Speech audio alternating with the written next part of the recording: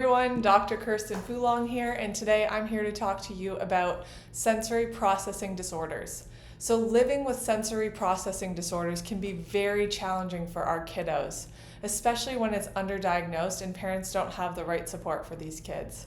Simply daily life things that you and I take for granted, like doctor's visits, going to the dentist, grocery stores, loud music, school tasks, concerts, all these different things present extra challenges for these kids that struggle with this issue. Noisy situations like water parks, concerts, Disney, all these fun things that you want to do with your family when school's out or if there's any breaks. It's just one extra challenge for kids that just can't handle these things. So this can just set this child off with a sensory processing disorder, and it is such a struggle when they want to be involved with their family and they want to enjoy the trip with the rest of their family, but they just can't handle that overwhelm, and it's really just not their fault. This is just something that is programmed in them due to something that's interrupting in their nervous system. So all these fun activities are basically limited for these kids. And so this is what I want to talk to you about today, because this is something we see all the time in our office, and we work with kids with these issues. We work with them to move them into a less crazy, stressed out state so that they can handle these things that you and I can handle. This can be so discouraging as a parent when you've done all the essential oils, all the gut protocols, all the OT exercises, all the things to try to calm your child down, but they're still hitting that threshold every single day. And you're just wondering why, like what is that next step for them? So today what we want to talk about is not only how does this impact your child and their development, but how do we get to the bottom of this? How do we get to the root cause of what is going on inside your child's brain and nervous system?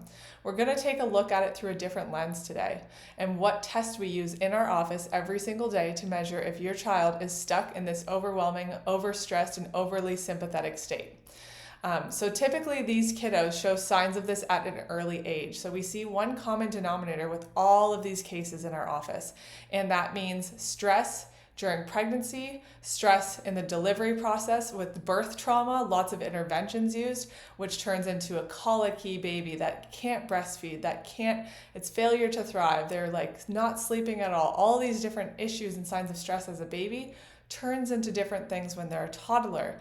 And then we're seeing milestone issues. They're not crawling properly. They're not walking properly. They skip a milestone. All these different motor issues give us a window into the brain of what their sensory issues are going on. Because if there's any motor milestone development issues, that means that there's a brain sensory stuff going on too. So what we most commonly see with these kids is that they have these issues from a young age. And so this later turns into that toddler that can't handle loud noises at events where there's a lot of people, there's a lot going on, there's birthday parties, there's get-togethers, and they just can't go to these things anymore because they're just too stressed out. They've hit their limit. Now, you have a child that is 6 or 7 years old and they get overwhelmed at school. School's a big thing. Now that we're starting school this week, we're going to see a lot more of these challenges come into our office because parents are finally realizing that the teachers are noticing it too. And it's affecting their ability to be successful in school in that environment. And any loud noises, like a hand dryer, for instance, like school dances or recess where there's a lot going on, can just overwhelm these kids. And so there is an answer for them, and this is what I'm here today to talk to you about. We actually look at this every single day in our office, and we look at what the body is telling the brain. And so this is a sign of how your nervous system is functioning, and we measure this through what we call heart rate variability. There's actually a ton of new studies on this new feature, and a lot of science behind this. So this is where we look like a window into the brain and the nervous system to see where your child is at on a measure of parasympathetic to sympathetic. So I'll explain what all those fancy words mean in a minute. So what we're going to be looking at over here, let me make sure my screen is all up. So if you see here, we have 3 little rainbow graphs here.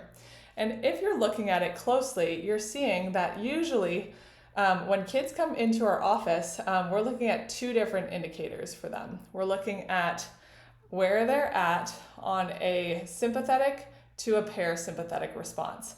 And so this side of the graph shows that they're in that fight or flight, that gas pedal mode. This side of the graph shows that they're in that rest and digest mode. They're in that brake pedal mode. So essentially, when they're coming into our office, we are actually taking this test on every single kiddo as long as they can sit, and we're seeing where they plot on this graph. So as you can see with this kiddo, he was actually in with that little white dot in that sympathetic fight or flight state. So he was dealing with issues like focus issues, he was struggling in school, all the things that I talked about earlier, he was just overstressed and he just couldn't handle extra things. He was actually also getting chronically sick as well, which is immune challenges are also linked to this. So what we actually measure periodically after kiddos are under frequent care with us is that white dot starts to shift closer and closer to that green area. And that green area is where we all want to be. That's like our goal for every patient in our office. So essentially, when we see that white dot is shifting towards that green area, we're seeing first that they're balancing that left and right side, the gas mode versus the brake mode.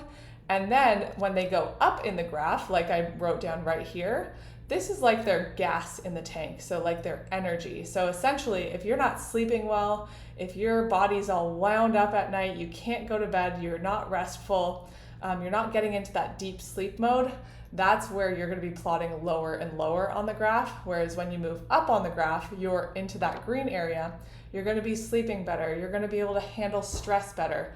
When you're balancing left and right side, you're going to be able to not be stuck in one mode versus the other. So I'll give you an example of this. Essentially, when someone's stuck in fight or flight or sympathetic mode, this is what it's going to look like. They're going to be that kid that cannot wind down for bed. They're going to get sick frequently. They're going to have sensory overwhelm daily. They're going to have frequent tantrums. They'll be distracted easily. And this is all because so much noise is going to their brain that their brain cannot process what's at hand. They're literally just bogged down with all this noise and overwhelm. So they are at their limit, essentially. And so when we push them over that limit with things like extra loud noises, overwhelming situations, school, this just puts them over and above that limit, and then they start getting all these symptoms that you and I are talking about here. So it's healthy to be in this gas mode sometimes where if you're playing soccer and you're in a competitive game or you're running from something and you have that adrenaline going, that is healthy in those times. But when you're trying to wind down to go to bed, when you're trying to sleep, when you're trying to heal better and just sit down and relax, and your body is in this go, go, go mode, that is going to be the kid that just can't sit still. They're so wound up, they're so go, go, go, and they really just cannot sit still and relax and heal. So being stuck in this mode 24/7 puts a huge impact on the body. The body's in overdrive, and basically it needs to get into a calmer state.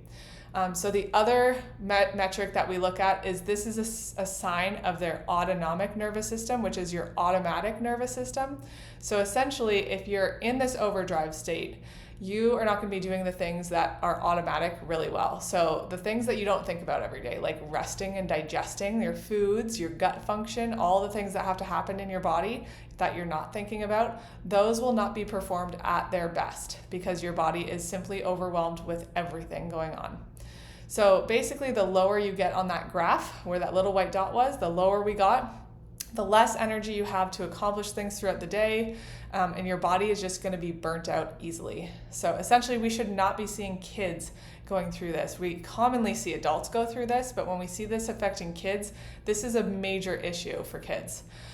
So with kids in our office, we look at how this dot shifts throughout their care.